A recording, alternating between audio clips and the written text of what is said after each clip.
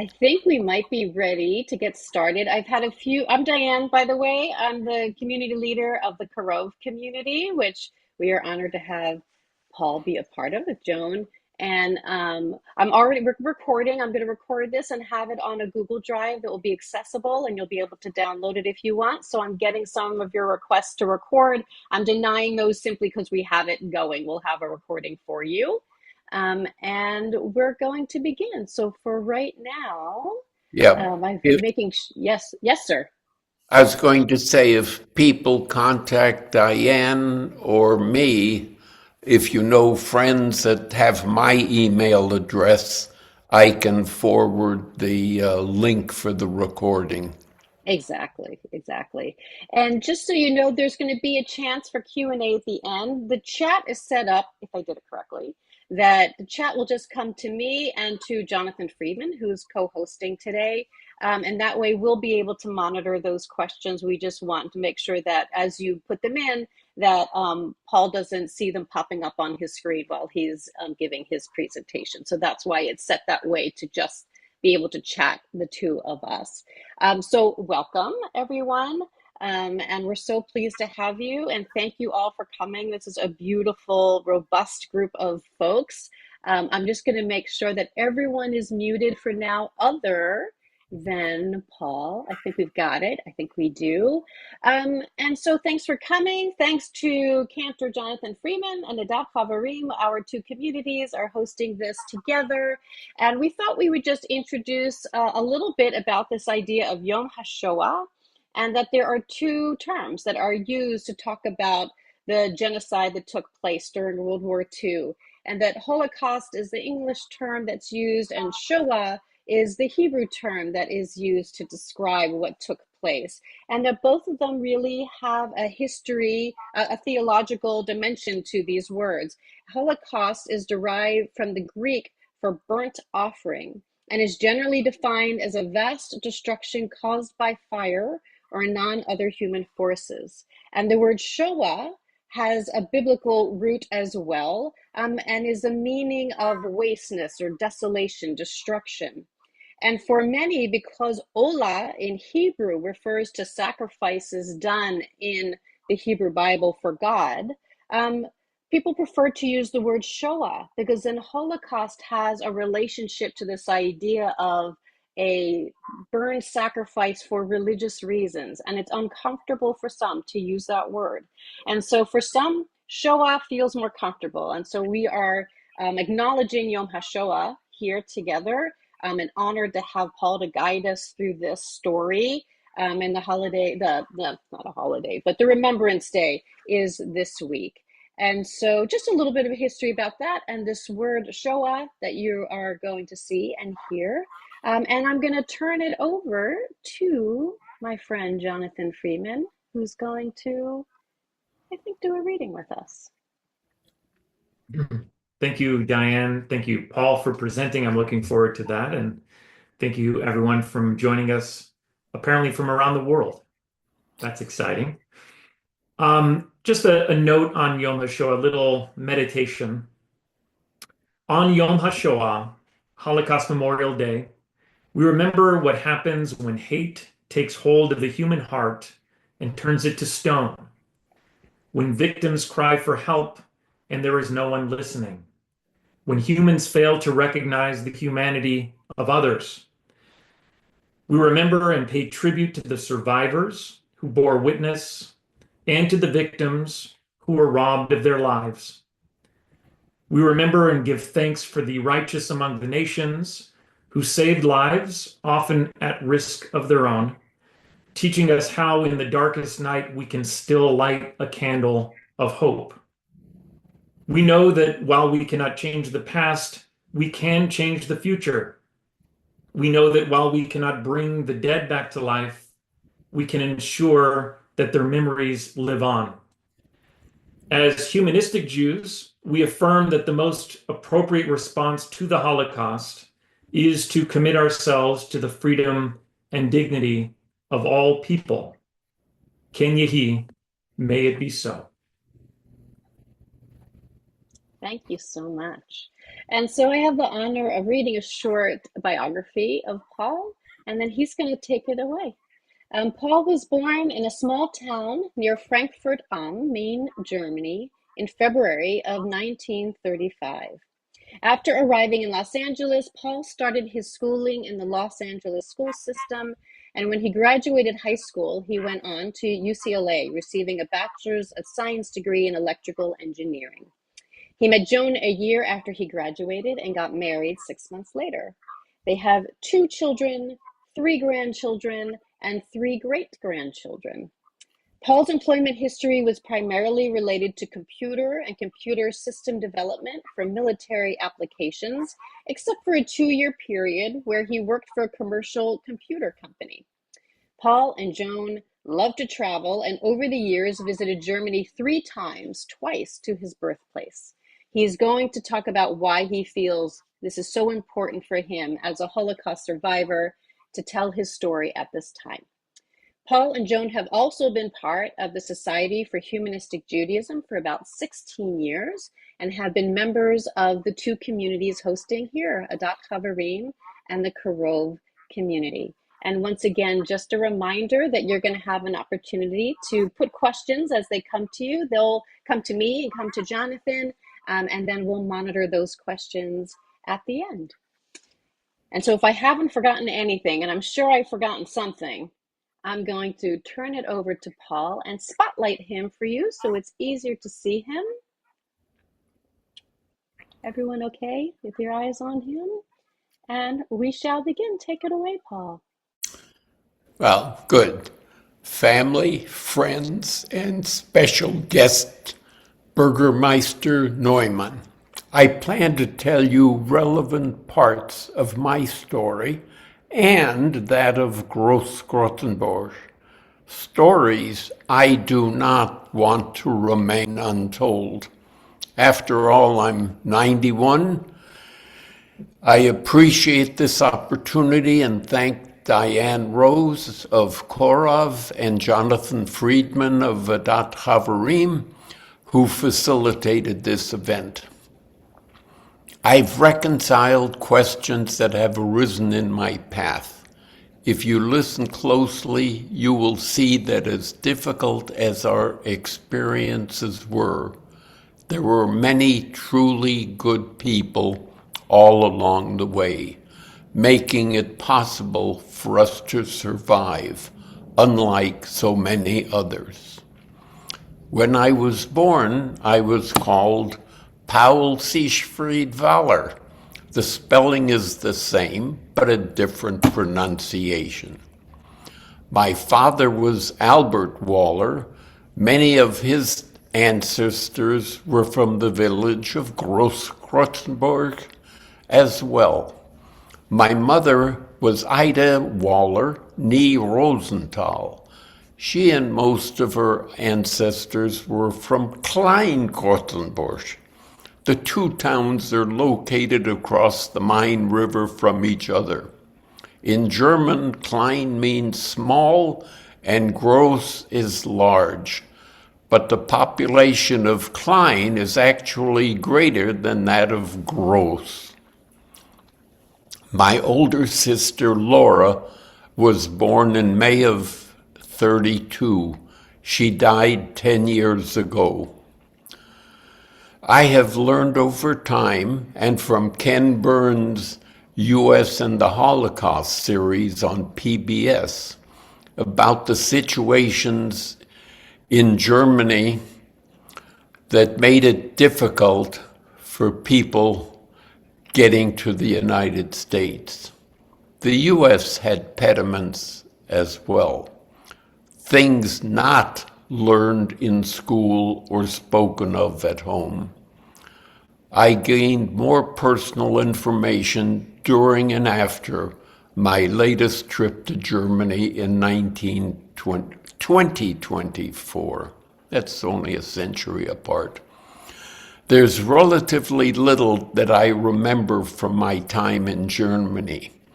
I remember from the picture that our yard at Bongasse 5 was walled in, and I had a little rucksack. I also remember that we had a cesspool in our yard that had to be pumped periodically. Someone would come with a pool wagon and pump out the cesspool. It so happened that there was a little drain at the back, which a curious 3-year-old just had to check out. Cleaning up fell to my mother. No one else loved me that much. I also remember visiting my grandparents, Max and Johanna Rosenthal, in Kleinkortenborg. I think I wet the bed one time when I stayed overnight. The mode of transportation to get across the Main River was a barge. One evening coming home, my recollection was that the river was nearly frozen or very icy. Men poled from one side to the other. I also remember the jacket I was wearing, and it was very cold, and I was crying. I had the jacket in my rucksack when we eventually arrived in Los Angeles. About 6 months after I was born, the Nuremberg laws were passed, which meant that Jews, gypsies, gays, and other undesirable members of society would lose their German citizenship. At that point, my family were no longer citizens of any country, and we were stateless. Lately, loss of citizenship has been threatened for some people, even in this country. Another ramification of the Nuremberg laws was that Jewish children could not attend school. So my sister Laura had to stay home. I was too young to be affected. In about 1939, another law was passed that required Jews to have Jewish names if they didn't already have a Jewish enough sounding name. As a result, documents for many Jewish men and women, the men had Israel added as a middle name, and Sarah was added for Jewish women. My father then became Albert Israel Waller. I remember November 9th, 1938. My father went up the street to help an older neighbor. I went with him that morning. During that time, a group of men came to our house to ask where my father was. My mother replied, "He's up the street at the Schmidts," and they went there immediately. I watched as my father was taken away with them. I didn't know what was happening. I was frightened, crying as I ran home. I saw my mother running towards me. She was extremely distraught, and she took me home. I remember she had been baking one of my favorite cakes, Revelkuchen, or Streusel cake.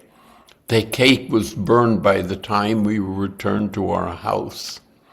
My father ended up in Buchenwald. Herr Schmidt wasn't taken with them. He was too old. Later that night, a group of men, many of whom my mother recognized as neighbors, they came to break glass. It was Kristallnacht, now referred to as the Reich pogrom. My mother implored them not to go upstairs where my sister and I were. They acquiesced, and after destroying things downstairs, they left. After Kristallnacht, Jews could not buy groceries. As a result, my mother couldn't go out to the store to buy food for us. Fortunately, friends brought groceries for us, and a neighbor brought milk, which he left in the woodpile in our yard, so that Laura and I had milk.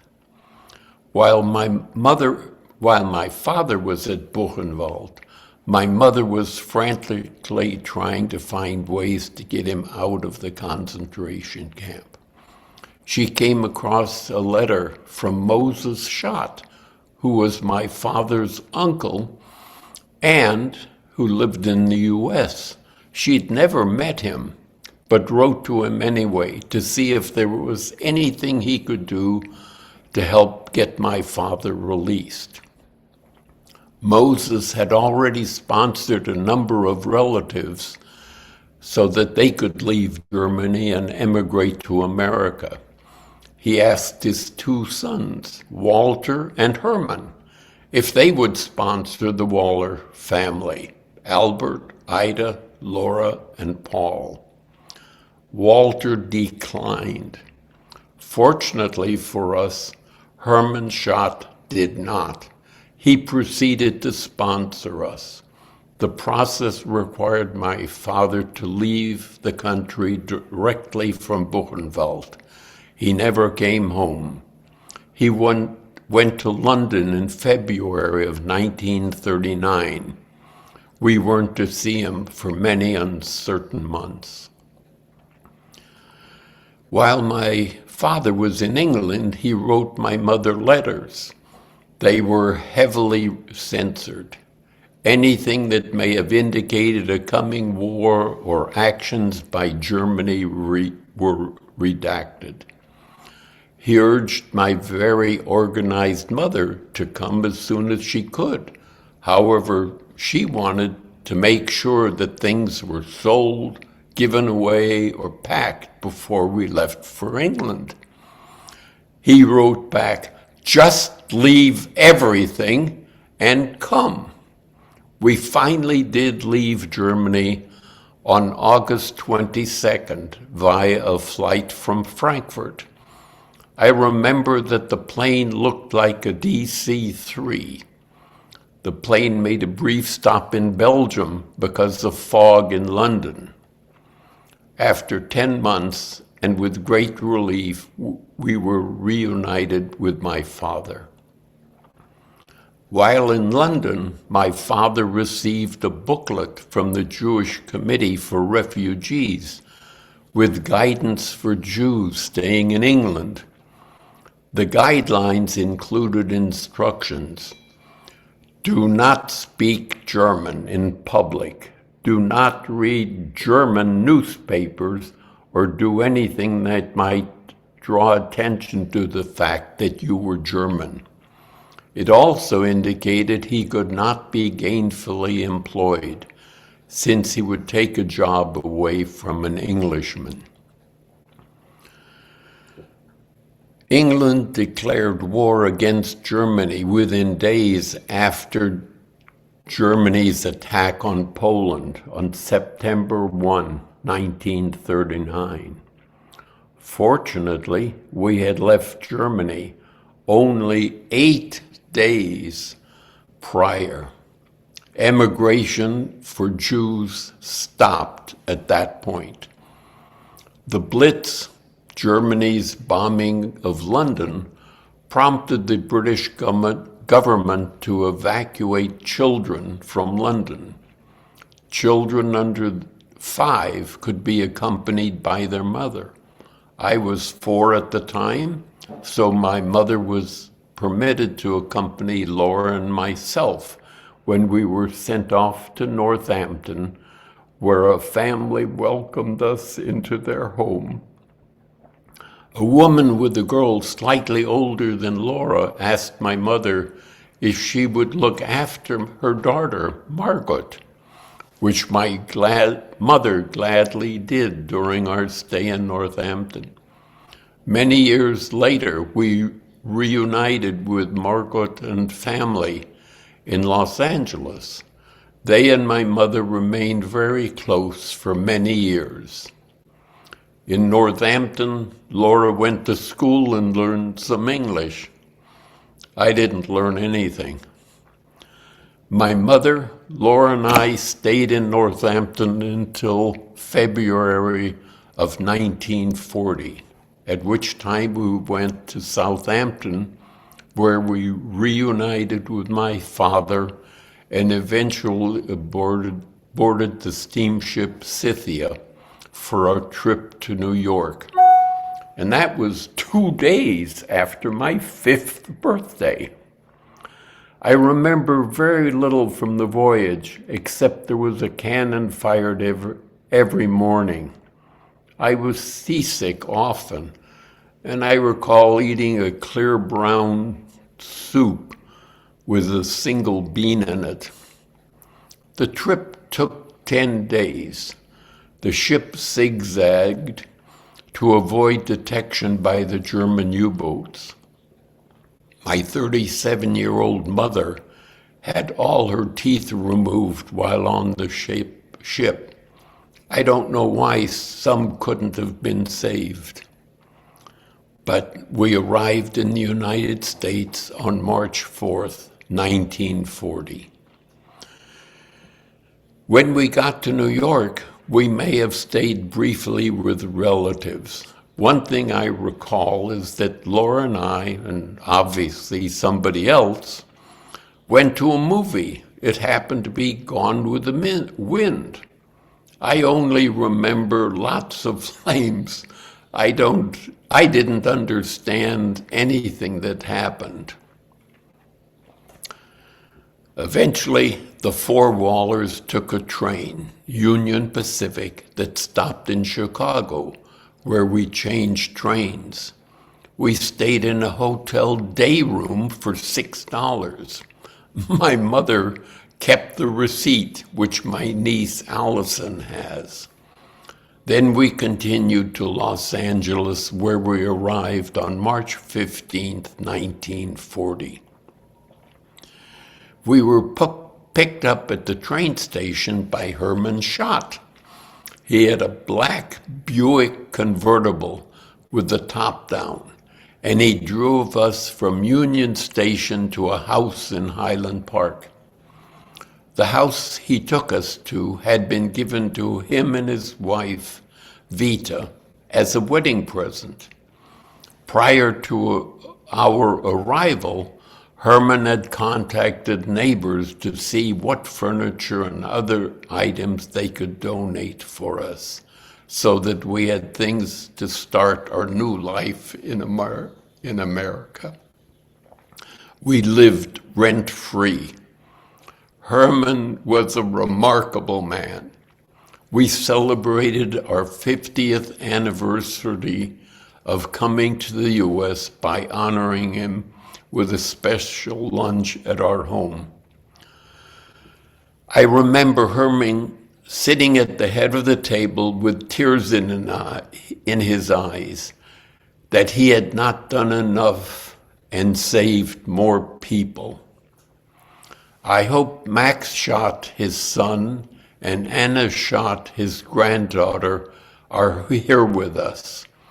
They are my last contact with the Schott family.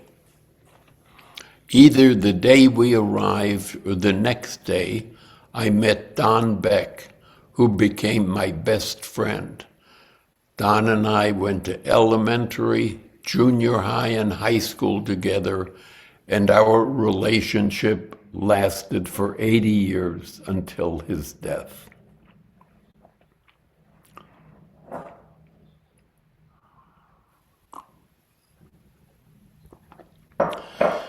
In big jump. In 1977, Joan and I, our children, Susan 16 and Brad 14, went to Western Europe and to Großkrotzenburg. It turned into a Jewish roots adventure. My mother had arranged for us to meet her best friend's brother, Willy Euler, who now lived in the house where I was born. And he also wrote a book about the Jews in Großkotzenburg, which contained a picture of my father and grandfather. When we arrived, we stopped at his home for tea before going to our hotel. The next day, we went back and started a walking tour. As we left his house, a neighbor called out. Willi replied, "Das ist Paul Waller." She responded to me in German, "How is your sister Laura?" She remembered us. Willi said she was the woman who left milk in our woodpile. Willi had obtained a key to the museum, which was closed that day. We had a personal tour. I saw a map on display that showed a Waller Sea. Took a picture, but I don't know where it is anymore. After lunch, he headed to the Jewish cemetery so I could look for my grandfather's headstone. Willi had a small car. He got bikes for our kids. They followed, pedaling along behind us, a highlight of the trip for them. When we got there, the cemetery wasn't well cared for. Weeds 2 feet high had been cut the previous day. Thanks to Willi, I'm sure. I could smell the freshly cut grass. I looked at the headstones. Many were only in Hebrew. Quite a number of others had Waller inscribed on them, but none with my grandfather's name. When we got back to town, he took us to a small building that used to be the village synagogue. It was now a business that sold living fish, with a small plaque on the outside wall indicating that it was a site of a synagogue. Other than Willi's book, there was little to note that there had ever been Jews living in this town. A number of years later, in 2016, Joan and I went on a tour that included Berlin as one of the stops. We were taken to the Jewish Museum. As we walked the aisles, we came to a large photo of prisoners in Buchenwald, where my father had been interned, all wearing striped clothes, all with shaved heads. I thought my father could be in that picture. I see that image of the prisoners when concentration comes to mind. I think at that point we concluded there was a greater acknowledgement of the Holocaust by the German government and the public, and we noticed during our prior visit.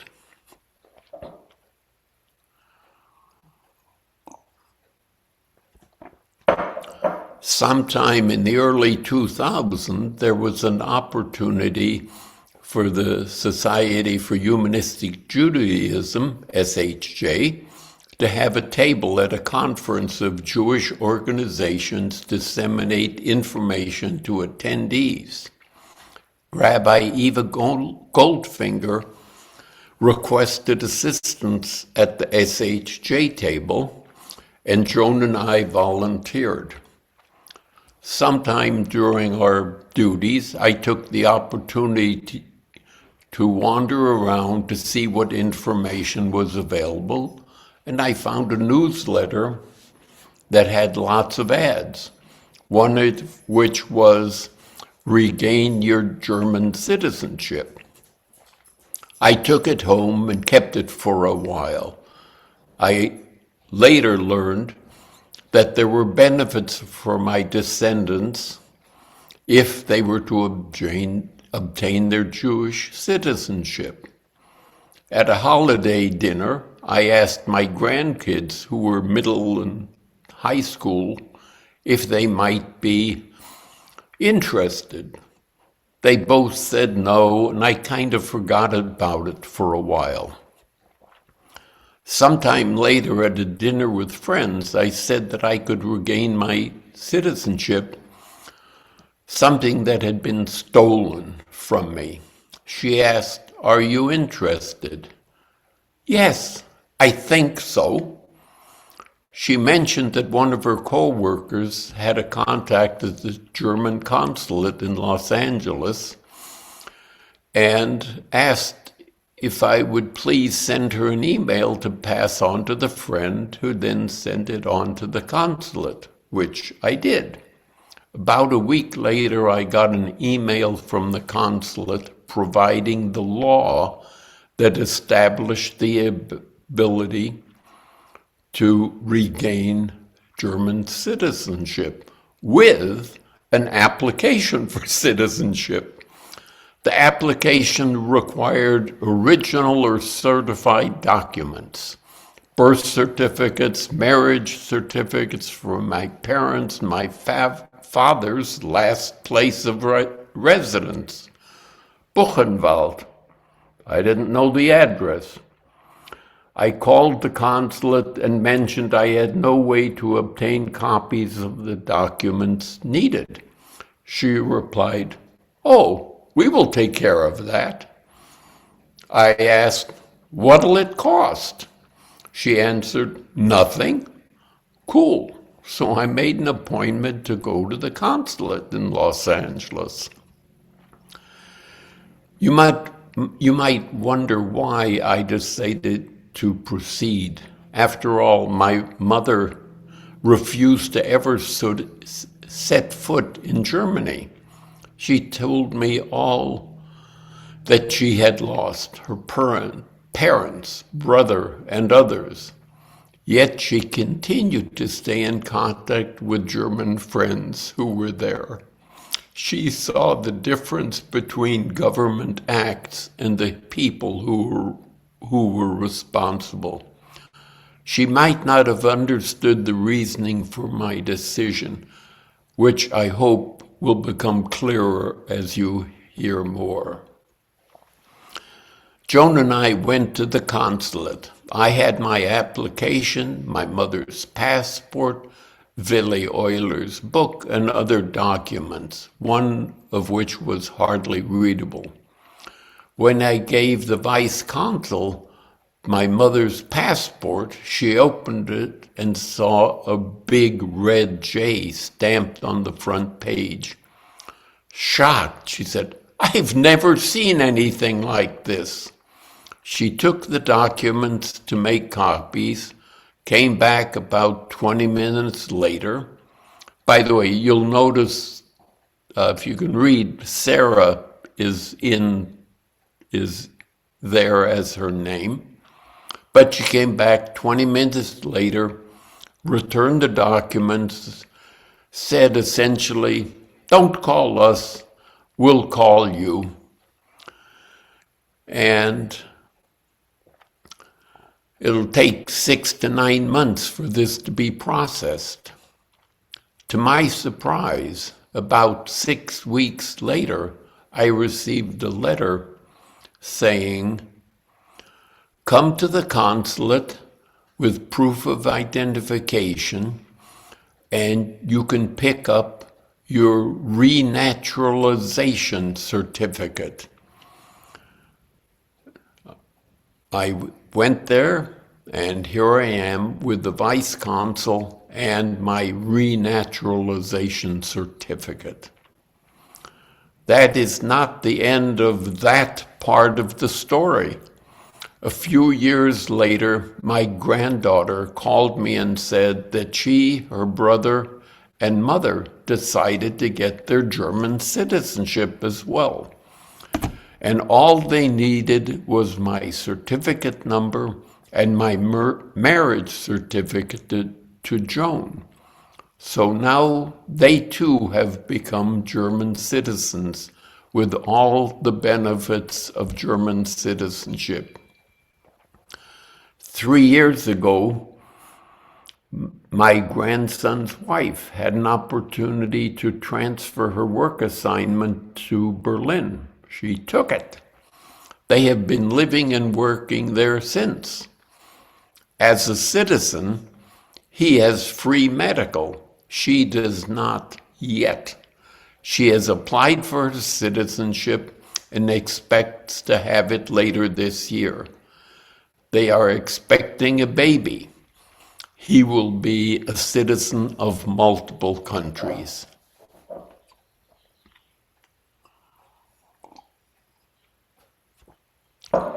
In 2024, Joan and I found a trip to Norway and Finland that we liked and decided to sign up. Being near Germany, we wanted to see our grandkids in Berlin. When asked if they'd like to join us on a visit to Groß-Krotzenburg, they said, absolutely yes. I mentioned our plans for this trip to my cousin, Fred Rosenthal, who had been to the village over 20 times in the last 30 years, and asked if he could meet us there. He then contacted his friend, Traudl Gnad, and told her of our plans. Traudl made arrangements for people who were interested in my visit to gather at City Hall when we arrived. I wondered, why City Hall? After our tour ended in Finland, we flew to Berlin, stayed a few days with their grandkids, and the four of us took the train to Frankfurt. We stayed overnight in Frankfurt and drove to City Hall in the morning, where we met the people Traudl had contacted. I was welcomed by the mayor, Bürgermeister, Teresa Neumann. We all walked to the house of my birth, where this photo was taken. The address is on the wall, Borngasse 5. The Burgermeister is standing at the far right. My cousin Fred is wearing dark glasses. Our grandchildren are at the left in the photo. People who participated, some are not pictured, were Traudl Gnad, Thorwald Ritter, who wrote a book about the Jews of Kleinkrotzenburg,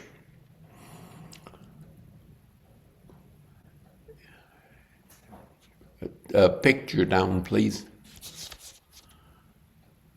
This is the book that Thorwald wrote about the Jews of Kleinkrotzenburg, my mother's birthplace.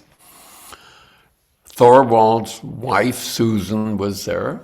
Monica Ilona Pfeiffer, who was a high school history teacher who researched the Jews of my village and published a book that depicts all the headstones in the Jewish cemetery with translation of the Hebrew inscriptions to German. Also, Ralph Eitner, the Groß-Krotzenburg Museum director. He's done extensive research of the Jews of the village as well. Gathered there on the street, I related my remembrances of Germany and the day my father was picked up down the street at the Schmidt's house. I entered the courtyard, and Thorwald checked to see if I could see inside the house, but no one was there to let me in.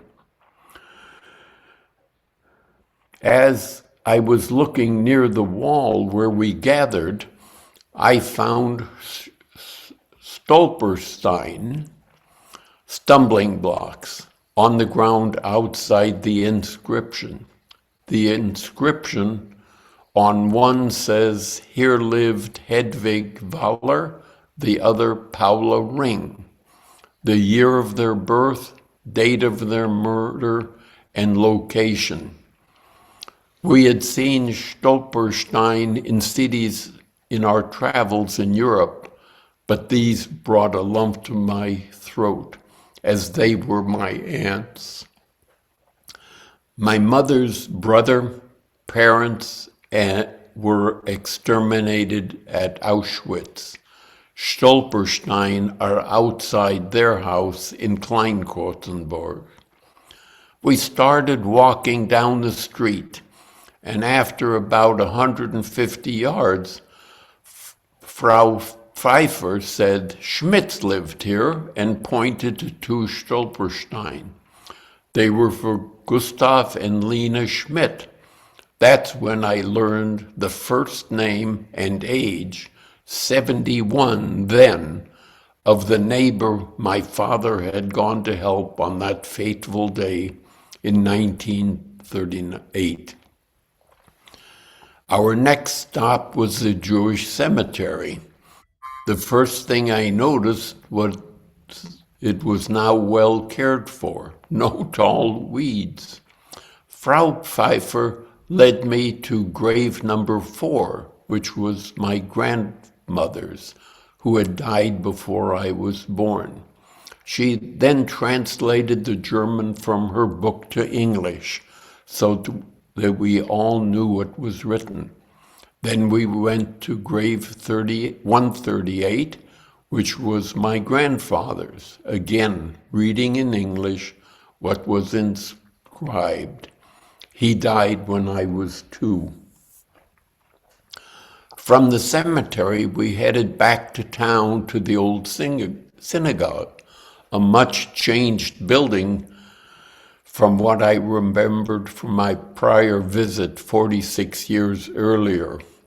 This time there were plaques with information about the synagogue and the Jews who had lived in Groß-Krotzenburg. One listed the names of those that were exterminated. My aunts are memorialized on that plaque. Seated inside the synagogue, we were told that a Protestant congregation had purchased the building and renovated it to its present form, so that it's functional and pleasing. It's now used it is not used for religious purposes anymore. The Jews who lived in the village now attend religious services in a nearby town where there is a larger Jewish population. People hold weddings and secular events there.